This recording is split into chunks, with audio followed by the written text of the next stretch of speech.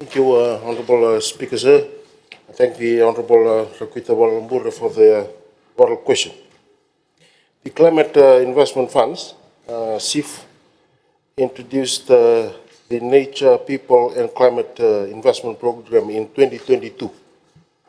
The intention of this investment program is to support the deployment of nature-based solutions through an approach that recognizes the interdependencies which exist between land use, climate change mitigation, and adaptation, and improving the sources of livelihoods of rural communities and the indigenous peoples. This landscape approach of the Nature, People and Climate Investment Program, referred to as the NPC for short, is welcome and highly relevant to Fiji's context. The NPC's investment targets the reduction of emissions, building the resilience of the environment and communities, as well as improving livelihoods, biodiversity conservation efforts, and disaster risk reduction. The NPC program continues to support sustainable, just, and equitable investment in rural development worldwide.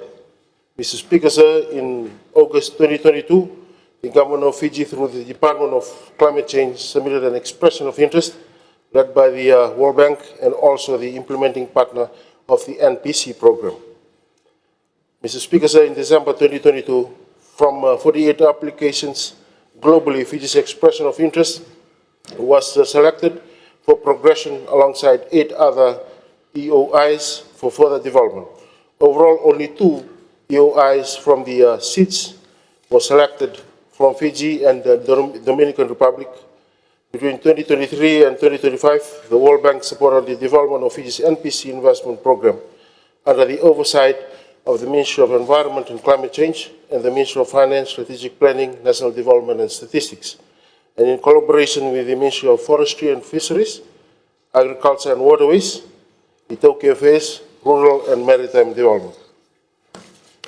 Fiji's investment plan for the NPC program has been designed based on our priorities articulated in recently launched National Determined Contributions, National Climate Change Policy of 2018 to 2030, and National Development Plan 2025 to 2029, and Vision 2050. The central goal is to strengthen national capacity and shared management of ecosystem for climate resilience through 3 major components.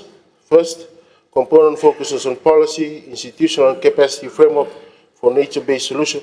Mr. Speaker, sir, this component tackles the enabling conditions required for Fiji to scale up and sustain NBS investment. In practice, this will include A, the review and update of our national policies and legal framework such as the National Nature-Based Solutions Policy, Environment Management Act regulation, integration of NBS into building permit approval system, BPAS. 2, establishing a blue carbon readiness framework to enable Fiji's entry into international carbon markets by building baselines for mangroves and seagrasses. And C, developing data systems and decision support tools for spatial mapping of vulnerable ecosystem and flood-prone areas. And D, capacity building programs for over 800 officers and community practitioners in sustainable land management, coastal governance, and blue economy, value chains, and lastly, creating a national curriculum for NBS and community resilience training through partnership with the Women in Fisheries Network and the University of the South Pacific. These efforts will remove policy fragmentation, strengthen institutions, and ensure that future projects operate under a coordinated evidence-based framework. Mr. Speaker, sir, the second component focuses on integrated mountain to ocean management. This component represents the heart of the investment plan, which translates policy into tangible ecosystem protection on the ground.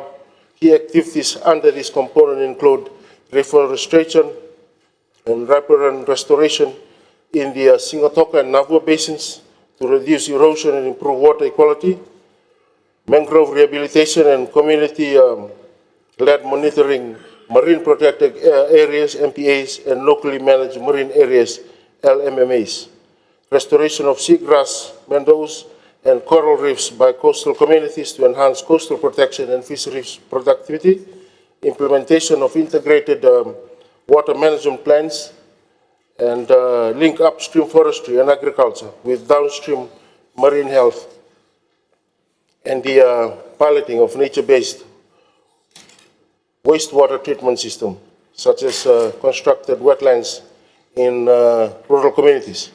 Overall, these components will improve the management of about 400,000 hectares, or approximately 32% of Fiji's land area, while enhancing health of critical river basins, forest, and coral systems. And the final component, Mr. Speaker, sir, is the strengthening community livelihoods.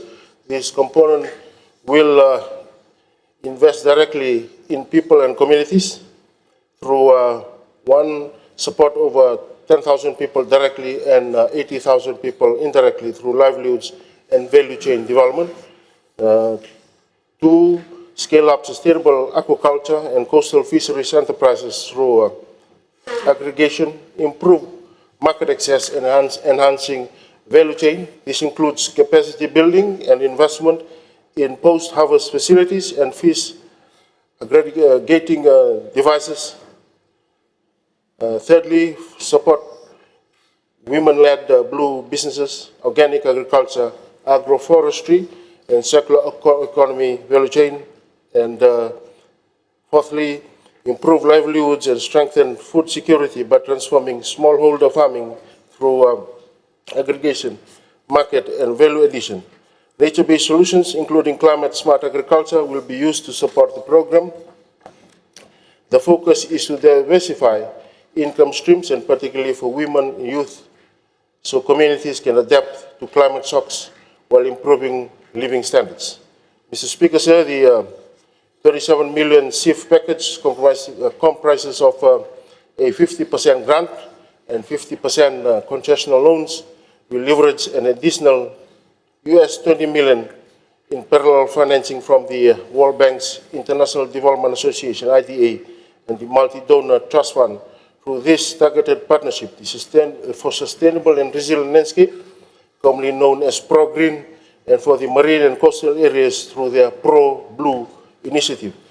These complementary programs reinforce our goal of transforming Fiji's natural resource management into climate resilient and inclusive system. An additional $4 million in SIF grant has been endorsed for a dedicated grant mechanism for indigenous people and other local communities.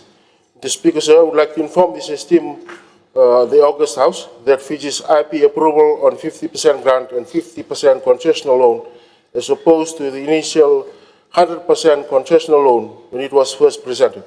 This took a long journey, over 12 to 24 months, whereby the Honorable Leonor Ngarangara and the PS for Environment and Climate Change, Dr. Sivandra Michael, pushed for pressing policy change from donors and SIF Governance Board by presenting a case of the climate vulnerability and results of the IMG Article 4 mission that took place earlier this year.